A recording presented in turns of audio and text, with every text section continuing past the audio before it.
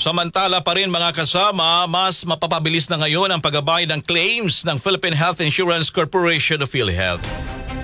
Kaugnay ito nagsasagawang streamlining at restructuring sa ahensya. Sa panayam ng DZXL RMN Manila, sinabi ni Health Secretary Teodoro Herbosa na layo nitong mapabuti pa ang serbisyo ng PhilHealth.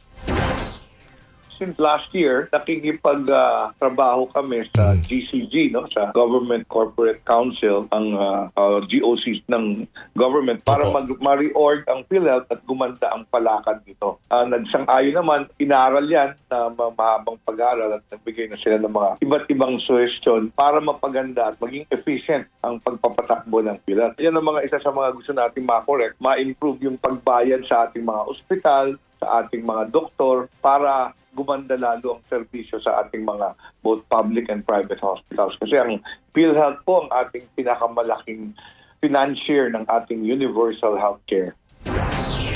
Kaugnay nito, kinumpirma ni Secretary Herbosa na nabayaran na rin ng PhilHealth ang utang nito sa mga ospital. Pabilisin na rin ang pagbabayad sa claims ng mga miyembro nito na gagawing 7 to 14 days na lamang. Mas lalo pa niyang mapapabilis ito kapag naipatupad na ang tinatawag na digitalization ng PhilHealth.